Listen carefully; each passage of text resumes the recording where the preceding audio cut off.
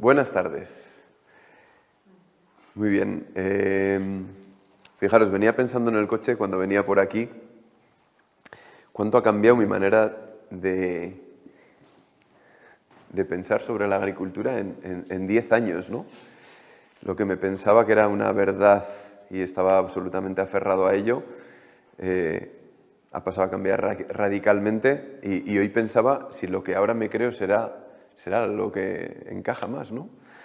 Lo que realmente tiene, o sea, si realmente tiene más significado que lo de antes. Y hay una cosa fundamental que ha cambiado, ¿no? Y es que lo que me hace creer un poco más en lo que hago y no pensar que va a ser algo que dentro de 10 años va a ser totalmente diferente, y es las mediciones, ¿verdad? Llevamos una temporada en la que planteamos hipótesis, las medimos y las cosas pasan. Entonces, tal vez nuestra hipótesis de que las cosas pasan por algo concreto no sean ciertas, pero la historia es que pasan, ¿no? Y estamos descubriendo, generando un protocolo que está haciendo que varias cosas cambien, ¿no? Estamos viendo que está cambiando la sanidad, datos muy significativos y muchos. Estamos viendo que está cambiando la producción y estamos viendo que está cambiando la calidad, aunque eso es algo un poco más cualitativo, a no ser que nos refiramos a cargas minerales, ¿no? De fruto, etcétera, etcétera, que es una cosa que estamos midiendo, ¿no? Yo os voy a intentar explicar mi verdad de hoy, que no sé lo que será mañana, y estoy encantado de que aportéis lo que os parezca, ¿verdad? Muy bien, empezando por lo que debería dar de comer a nuestras plantas, que es el suelo. Voy a hablar brevemente de las partes, ¿no? Todos sabéis que el origen de todo lo que está aquí, etcétera, etcétera, es la parte mineral, ¿no? Todo es mineral, por supuesto. Hay parte que ha sido transformada con el tiempo, pero hace 4.500 millones de años, o 4.600, cuando se originó el planeta tal y como lo conocemos hoy, entre comillas, solo había formas minerales, líquidas, sólidas o gaseosas, y que todo lo demás es el resultado de la transformación de eso, ¿no? En nuestros suelos, evidentemente, la parte mineral, es decir, roca disuelta por procesos meteorológicos, por los motivos que sean, forman la mayor parte del suelo, el 90 y bastante por ciento del suelo, ¿no? Con diferentes granulometrías, etcétera, ¿no?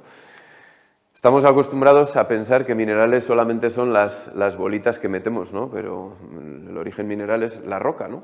Por supuesto, lo que decía, también gases, etcétera, etcétera. Y fijaros, ahora últimamente me ha tocado viajar por zonas graníticas y por zonas basálticas, ¿no? Y por ilustrar brevemente, ¿no? El basalto, fijaros, por análisis relativamente simples, toda la carga mineral que da, y el granito, toda la carga mineral que da, ¿no? Antes hablábamos de la espectrometría de masas, que es un tipo de análisis que se está utilizando ahora y que dice el número de átomos que hay de cada elemento mineral. Bueno, pues ya se sabe que en un mol, que corresponde más o menos con el tipo de piedra que tenemos aquí, a 25 gramos de roca, ahí están presentes todos los elementos minerales. El más escaso, supuestamente en la corteza terrestre, el iridio, está en varios miles de millones, ¿no?, de átomos. Hay que decir que hay, voy a decir el número de manera un poco, 6 por 10 a la 23, un 6 con 23 ceros de átomos en cada piedra, ¿no? Pero hay varios miles de millones de átomos de iridio, el más escaso. Mi pregunta es,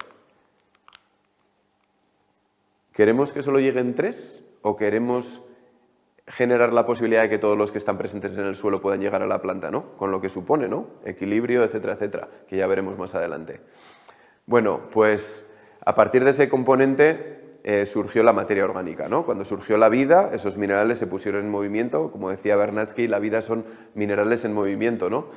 Y tenemos esa segunda parte, que es la materia orgánica. En este caso voy a hablar de materia orgánica muerta, ¿no? Lo que alguna vez estuvo vivo y se murió, sean raíces, sean hojas, sean animales, sean desechos de animales, sea lo que sea. Eso es el segundo componente del suelo, que cada vez se tiene más en cuenta en el mundo agrícola, ¿no? En algunos sitios existe la materia orgánica, pero nunca va a ser disponible para la planta porque está absolutamente bloqueada, porque no hay nadie que la mueva, ¿verdad?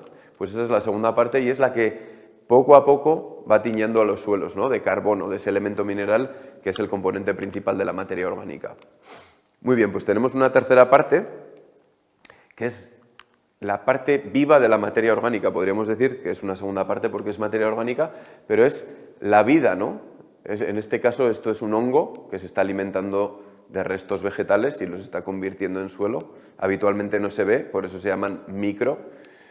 Y esa materia orgánica a veces se nos escapa, ¿no? Y ahora la ciencia cada vez está sabiendo más dentro de lo nada que se sabe, pero fijaros la barbaridad por gramo de tierra, la barbaridad de microorganismos que hay, ¿no? Bacterias, 10 a la 9 es un 1 y 9 ceros, ¿no? 1000 millones de bacterias por gramo, actinomicetos, que son unas bacterias con características de hongos, fijaros todo lo que hay en un suelo, ¿no?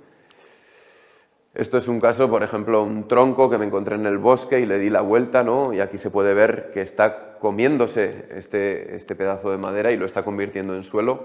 Evidentemente, si vuelves aquí dentro de un tiempo, tú que le has cambiado las condiciones de estabilidad térmica e hídrica, va desapareciendo mucho más que si sigue manteniendo esa posición, ¿no? Esto es una de las cosas que luego van a cobrar sentido cuando hablemos de prácticas agrícolas. Pues esos microorganismos empiezan a actuar en la planta, estando la hoja todavía verde, va habiendo sucesiones y acaban convirtiendo todo eso en suelo.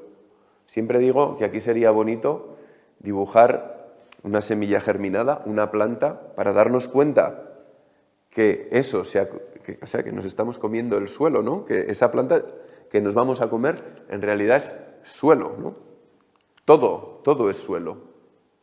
A veces hay que hacer este retroceso para darnos cuenta que todo es suelo, ¿no? Pues muy bien, os voy a explicar brevemente cómo se alimentan las plantas en un medio natural. Y para eso está bien decir que el lugar más productivo del planeta por metro cuadrado es el bosque. Y allí nadie aplica fertilizante.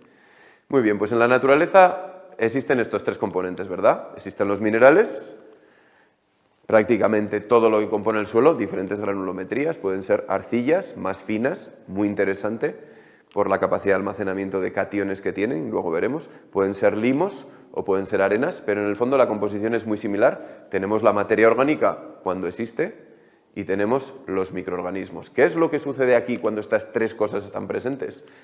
Los microorganismos procesan la materia orgánica y los minerales para que la planta los pueda absorber. La materia orgánica para los microorganismos es su casa y su alimento. Es un espacio en el que se pueden cobijar por las condiciones que crean y es esa situación la que permite que puedan liberar, por ejemplo, ácidos. Los hongos hacen digestiones externas, sueltan un ácido, disuelven la roca y lo reparten. Y cuando se comunican con la planta se lo pueden dar a la planta, ¿verdad? Los microorganismos necesitan la materia orgánica para alimentarse y para cobijarse.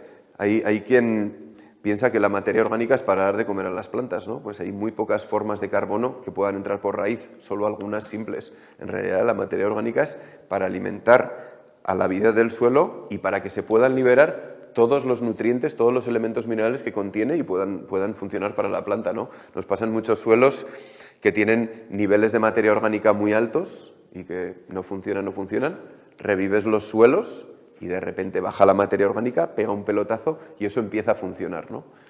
Eso, por ejemplo, nos pasa mucho en el plátano, nos ha pasado en praderas, en muchos sitios, que la materia orgánica existe, pero está bloqueada porque no hay nadie que la modifique. Bien porque no hay vida o porque no se dan las condiciones para que la vida pueda estar en ese suelo. Muy bien, pues vamos a ver cómo sucede en una agricultura química mal hecha, porque la química para mí no es mala, al contrario, toda la microbiología del planeta hace química para solubilizar cosas, ¿no? La química es una herramienta súper válida. Tenemos minerales, tenemos materia orgánica o no, tenemos microorganismos, no tenemos materia orgánica o tenemos niveles muy bajos, no sé de qué niveles hablamos aquí en esta tierra de materia orgánica, ¿un 1% o menos? No tenemos ese cobijo ni las condiciones que genera ese cobijo para los microorganismos, con lo cual no podemos tener microorganismos y por eso mismo todos los minerales que están presentes en ese suelo no pueden llegar a la planta. Ahora mismo hablábamos de un caso, se ha descubierto que el itrio, un elemento mineral, existe en el ser humano en el sistema digestivo exclusivamente Y se ha descubierto también que sin itrio no existen en nuestro sistema digestivo dos tipos de bacterias, dos tipos de bifidobacterias, Bifidobacterium bifidum y Bifidobacterium longum.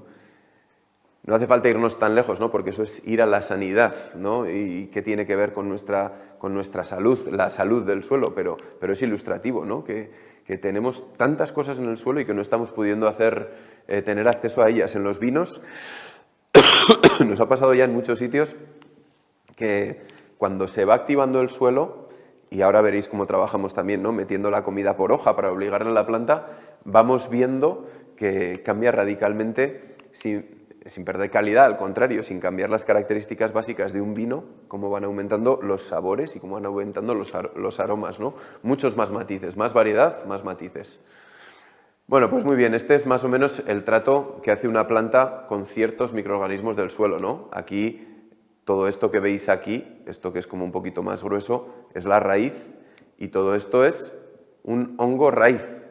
Si os digo hongo raíz igual no suena tanto, pero si os digo micorriza, suena un poco más, ¿verdad? Pues esto es uno de los casos, la micorriza, que hace un trato con la planta maravilloso. Le dice a la planta, ¿tú qué sabes convertir la luz del sol en glucosa? Y a mí me encanta la glucosa.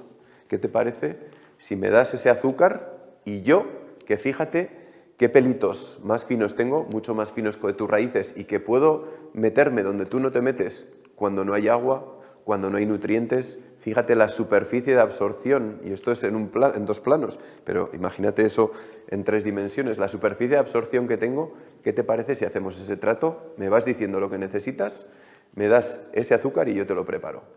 Y es un trato maravilloso que sucede en la inmensa mayoría, estoy hablando de micorrizas, en la inmensa mayoría de las plantas del planeta. Hay unas muy pocas plantas que no van asociadas a micorrizas en el planeta.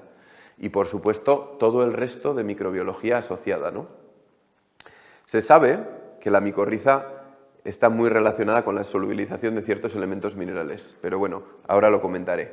Fijaros, esto es otra de las fases más adelantada, y ahora os explicaré cómo es el proceso cuando empezamos a trabajar de una manera concreta en el suelo, pero esta es una de las cosas que pasan en fases avanzadas, ¿no? Si vamos a la relación carbono-nitrógeno en ciertos microorganismos, vemos que las bacterias tienen muchísimo nitrógeno en relación al carbono. Esto es una barbaridad, una parte de nitrógeno por cada 5 de carbono es muchísimo. Los protozoos tienen algo menos, los nemátodos menos.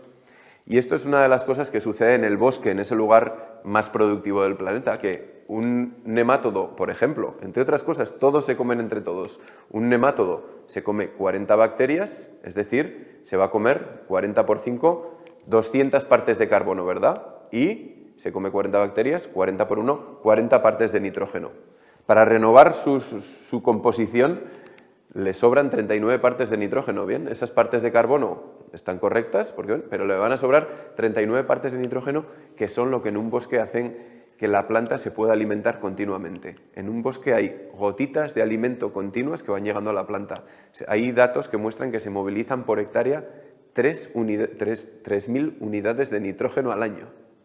O sea, imagino que a nadie se os pasa por la cabeza meter en un cultivo 3.000 unidades de nitrógeno, porque no vais a poder cosechar nada en mucho tiempo, pero es la diferencia que tendríamos si nos dicen vas a poder comer una vez al mes, y te pongo todo en esta mesa, la comida de todo el mes, ¿no? Evidentemente podrás comer un poco y lo demás se perderá, o te dicen te voy a poner comida cada poco tiempo, desayuno, almuerzo, comida, merienda.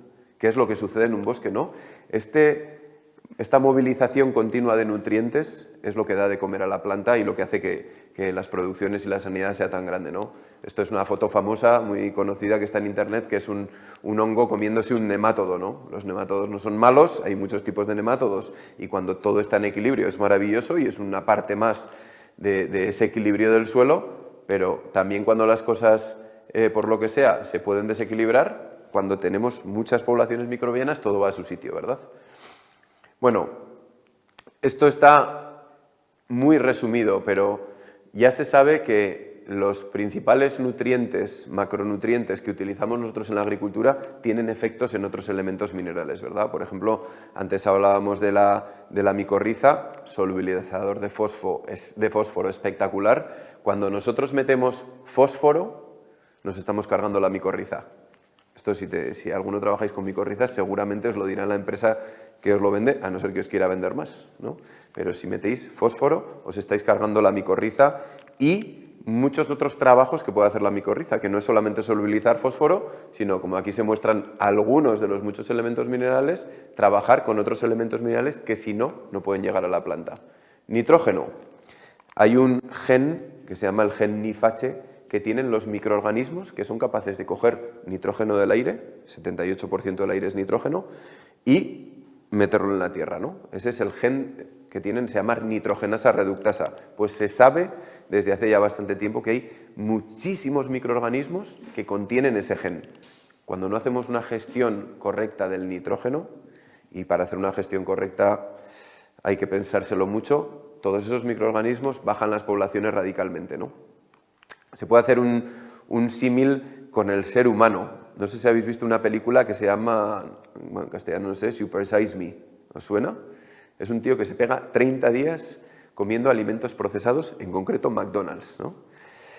Si cogéis a una persona así, el día antes de empezar, le hacéis un análisis de heces, veis las poblaciones microbianas y la biomasa, la cantidad de microorganismos que hay en esas heces, y le tenéis un mes comiendo alimentos que no necesita procesar porque están preparados, alucináis cómo bajan las poblaciones y es lo mismo que sucede en el suelo, ¿no? Estamos dando excesivamente para la amortiguación que tienen los suelos, demasiado preparados los alimentos y en demasiadas cantidades. Eso hace que muchas otras cosas no puedan entrar porque los que se encargan de solubilizar esos elementos minerales han desaparecido.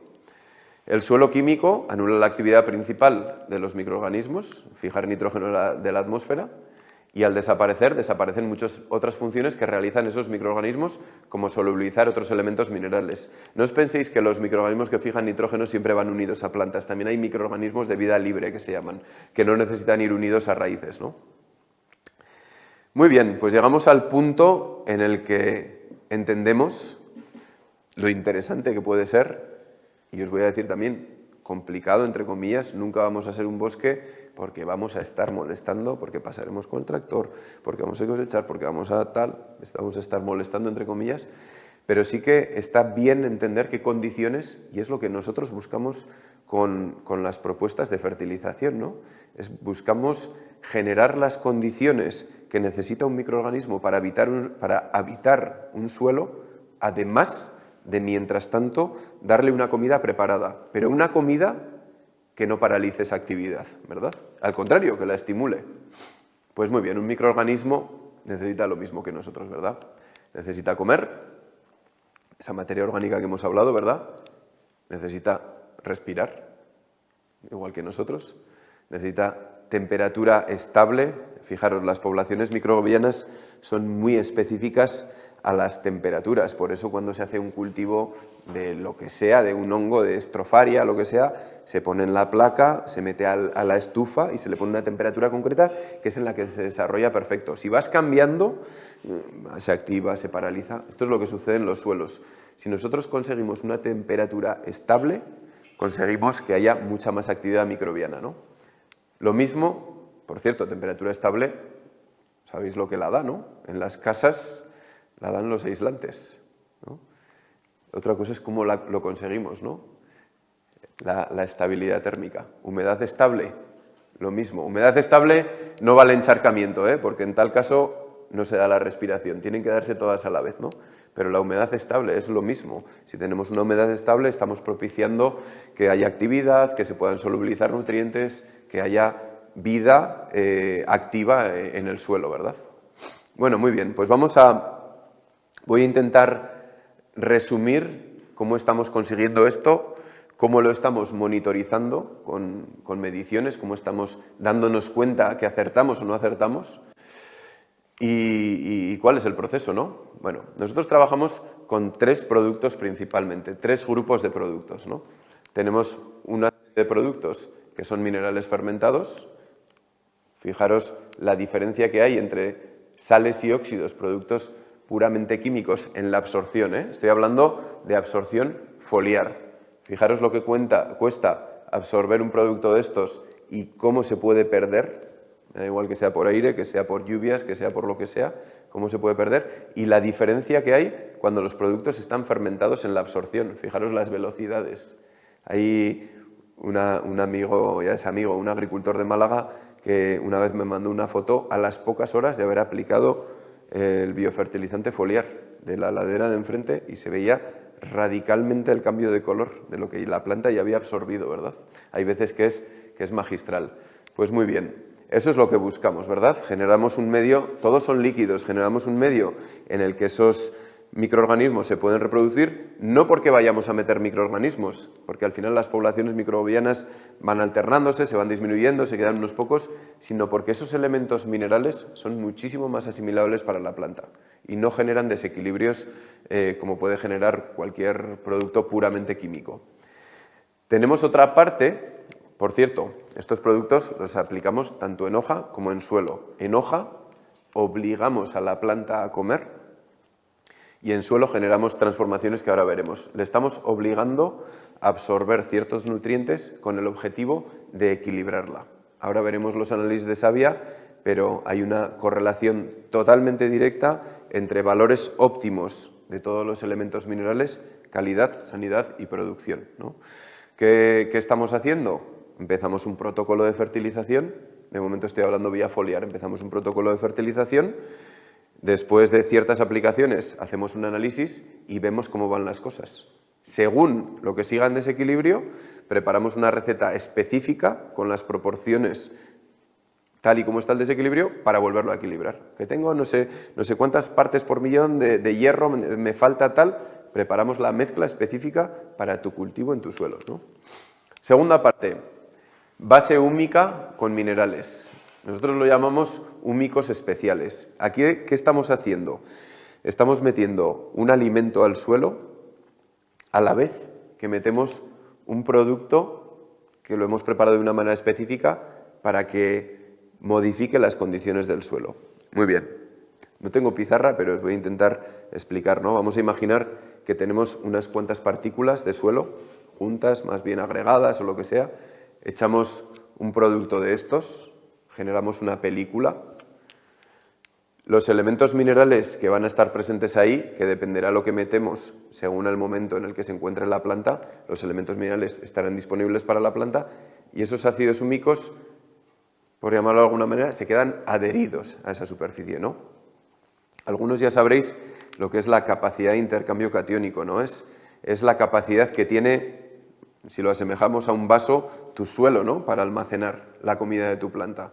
Y es en base a cargas eléctricas, puramente características físico-químicas. Las cargas eléctricas negativas, que en las partículas minerales solo están en las arcillas, también están en los húmicos, ¿verdad? Entonces, generamos esa película que aumenta las cargas eléctricas y, curiosamente, y esto es muy bonito verlo con los productos, cuando se aplica al suelo después los minerales fermentados, por varias cosas, uno por la parte viva y otro por contraste de pHs, toda esa película que se forma se arruga, ¿verdad? Se convierte en el radiador de un coche, es decir, esa superficie con cargas negativas capaz de almacenar nutrientes por temas puramente eléctricos, aumenta. Ese vaso que era así pasa a ser así y aumenta muchísimo la capacidad de almacenamiento del suelo. Hace 2 semanas, un técnico que utiliza mucho nuestros productos nos enseñó unos análisis de una persona que a lo largo del año, habiendo aplicado 60 litros de estos productos y 60 litros de estos productos, combinándolos, había duplicado la capacidad de intercambio catiónico. Eran praderas, su producción aumentó un 60% el primer año y por supuesto que aguantó el cultivo muchísimo más tiempo, ¿no? Que es lo que está pasando ahora, que estamos viendo, el año pasado fue el primer año en el que nos dimos cuenta que cuando tú equilibras a la planta, porque no es cuestión de darle de comer, sino de equilibrarla, aparte de todo lo que estamos hablando, la planta es muchísimo más resistente. No voy a poner nombres, pero una bodega muy importante, entre comillas, se quejaba, ¿no?, de que la producción en las parcelas que había tratado con nuestros productos se había retrasado 3 semanas, cuando en realidad lo que había pasado es que no se había adelantado, ¿no? La planta había seguido un ciclo normal, había sido capaz de soportar todo el estrés que había tenido el año pasado y había tenido una producción 50% mayor que el año pasado. Es verdad que era una parcela complicada, ¿no? Porque tenían poca producción y que ese vino, ese uva, había mejorado mucho la calidad, ¿no? Bueno, pues eso es lo que va pasando cuando se equilibra la planta. Entonces, en suelo buscamos esta alternancia, ¿verdad? Estamos dando de comer a la planta, estamos modificando esos súmicos para generar esos cambios físico-químicos que acaban provocando unos cambios microbiológicos, como ahora veréis, ¿verdad?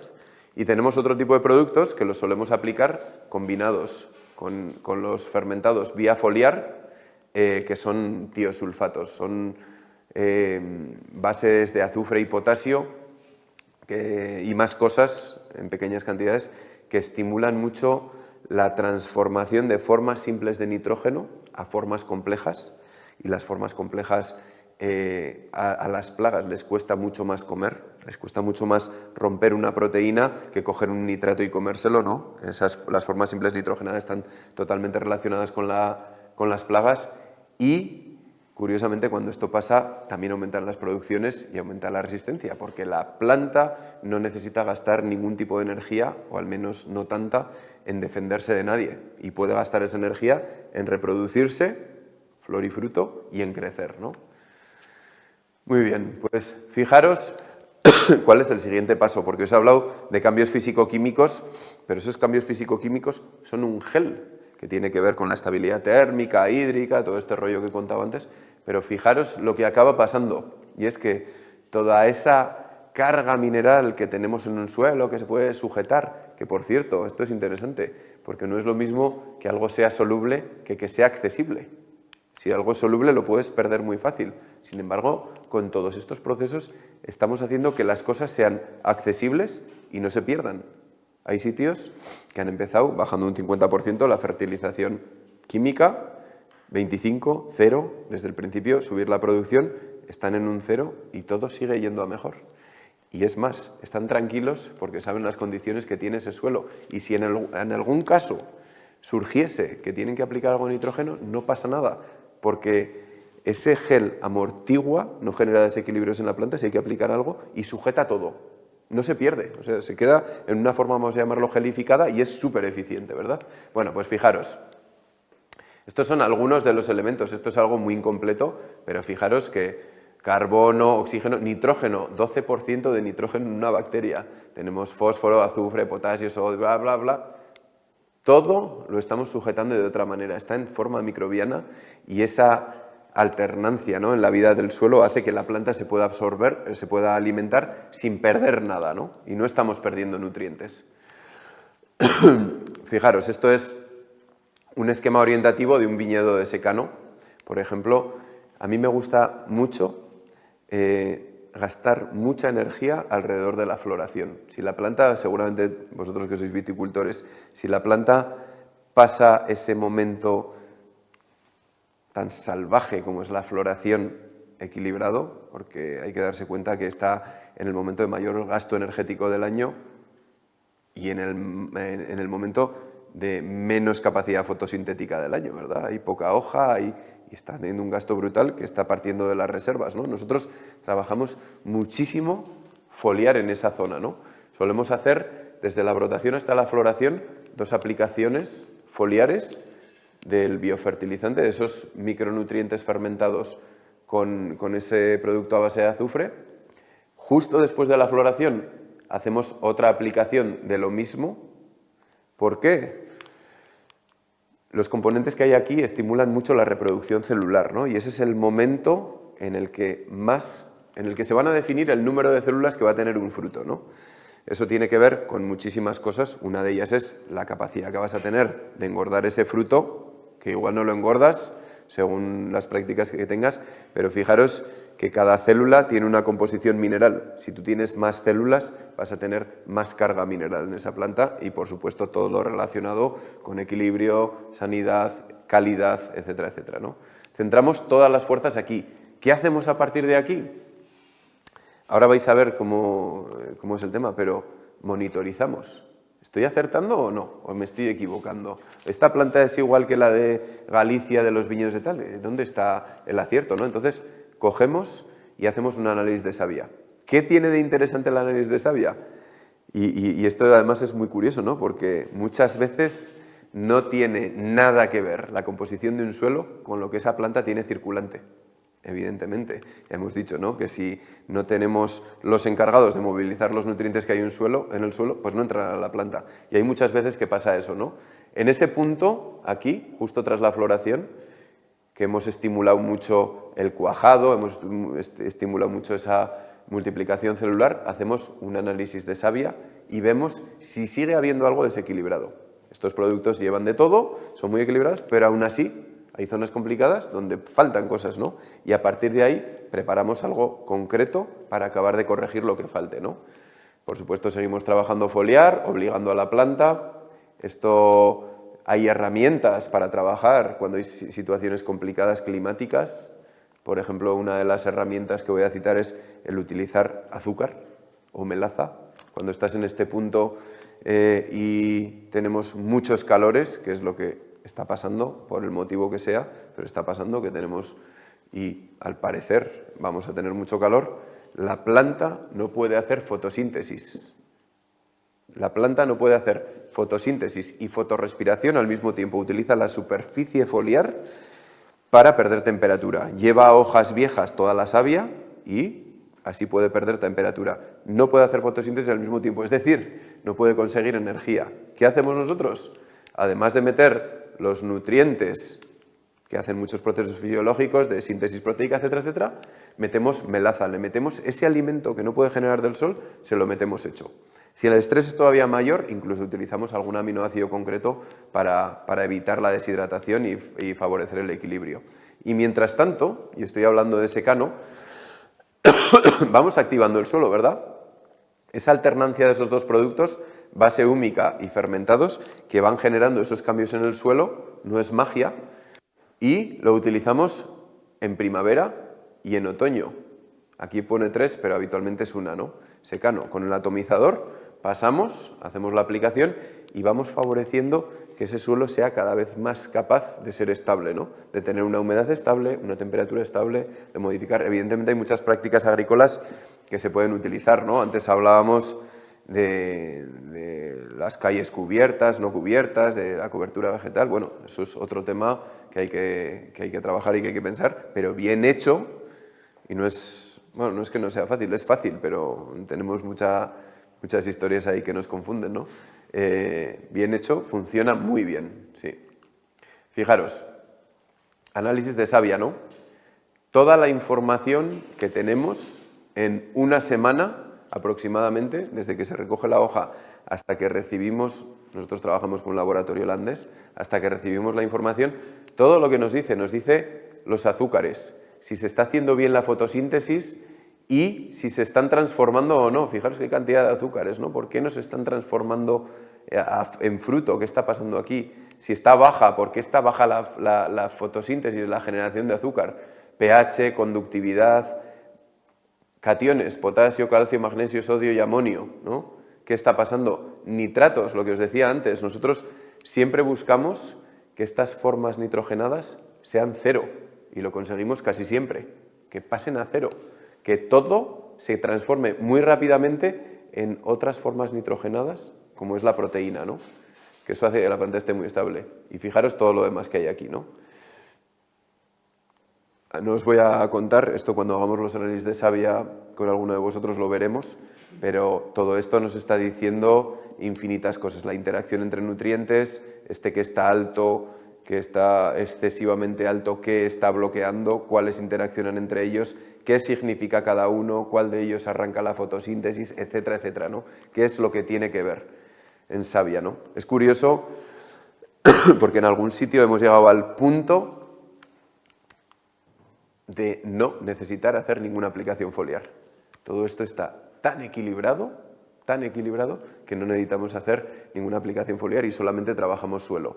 El año pasado, en concreto, en una plantación de almendro, que estábamos haciendo las cosas muy al milímetro, protocolo integral de fertilización, etcétera, etcétera, surgió que en unos momentos de calor muy potentes, como fue el año pasado, ¿no?, apareció algo de pulgón, chupadores, ¿no? Dije, coge muestra de hojas y echa melaza vía foliar. ¿no? Echaron melaza biofoliar con un poquito de biofertilizante, llegó el análisis, para cuando llegó el análisis se había corregido el problema y vimos lo que pasaba.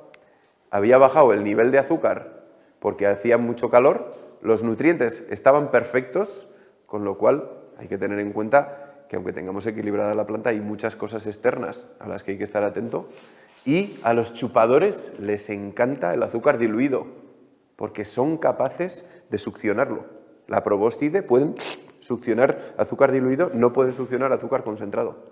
No pueden, aparte que ellos lo concentran, ¿no? No pueden succionar, ¿no?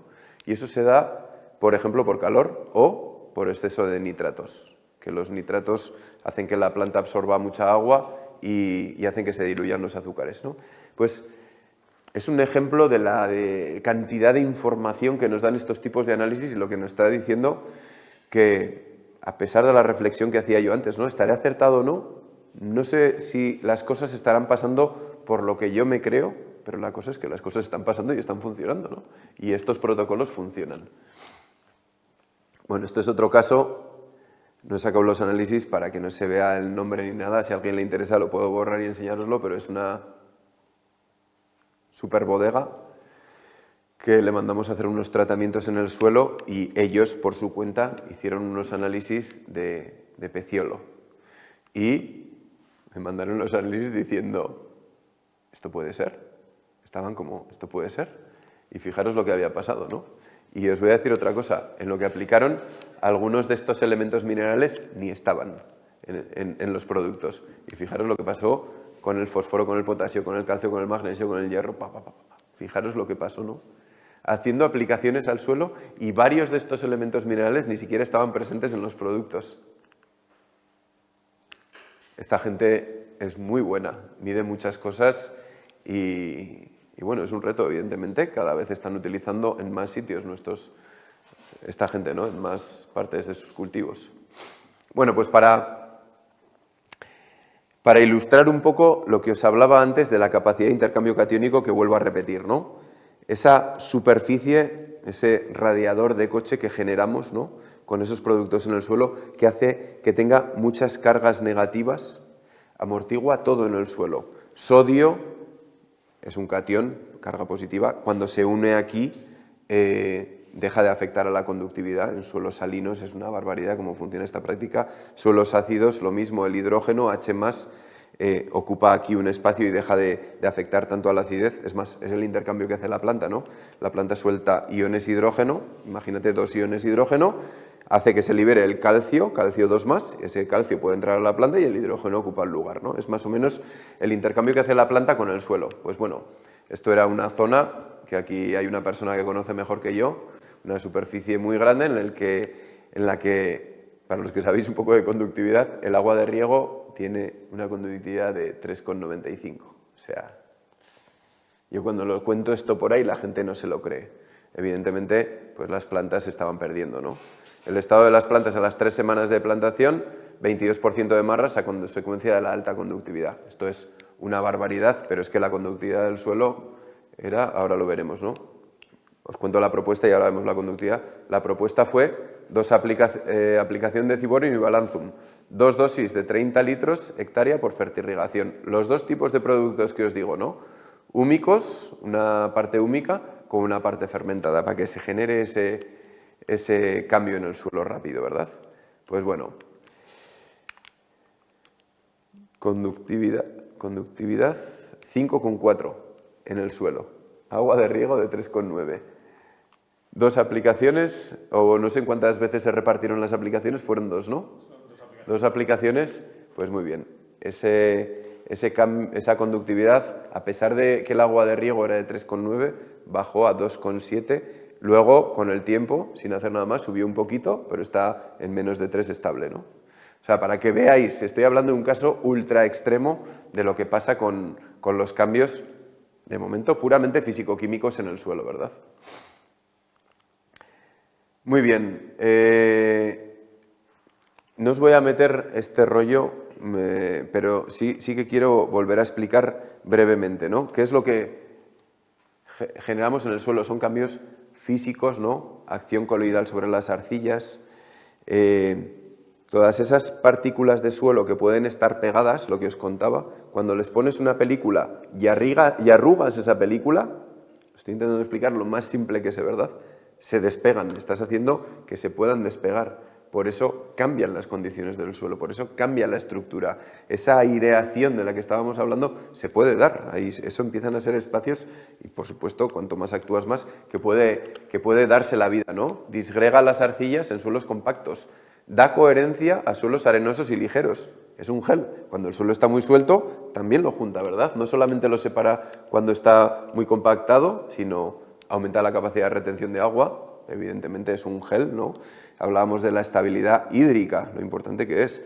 En un gel la evaporación es muy lenta y el almacenaje se da y cuando sobra se va. Eso no se libera, no se... Aumenta la penetrabilidad del suelo, lo mismo, reduce la evaporación de agua en un gel, por supuesto, y transporta nutrientes a la raíz. Genera la posibilidad de que esas raíces vuelvan a comunicarse por el suelo, ¿verdad? Químicas, intercambio catiónico, absorción de nutrientes, quelatante, lo que os decía antes, algunas formas de carbono pueden ser absorbidas por las plantas también, reduce la salinidad en suelos complicados. Bueno, son una serie de factores, ¿no?, que van cambiando y que el proceso es tan simple como explicaba antes, ¿no? Vamos a provocar unos cambios físico-químicos en vuestros suelos, probablemente tendréis bloqueos del fósforo por el calcio, eso simplemente con esta primera fase cambia, hay una serie de procesos que cambian muy rápidamente y lo bueno es que se está generando el medio para que esa microbiología pueda vivir ahí. No vamos a ser nunca un bosque, ¿verdad? No vamos a conseguir que todo lo que le llegue a la planta vaya a venir del suelo. O sea, e incluso os diría, si vais a un bosque y hacéis aplicaciones foliares de productos de este estilo, aumentarías la producción, ¿no? Pero estamos consiguiendo que uno sea más barato y que nuestra planta sea muchísimo más resistente con lo que tiene que ver con el resto de procesos, ¿no? No sé si tenéis alguna pregunta.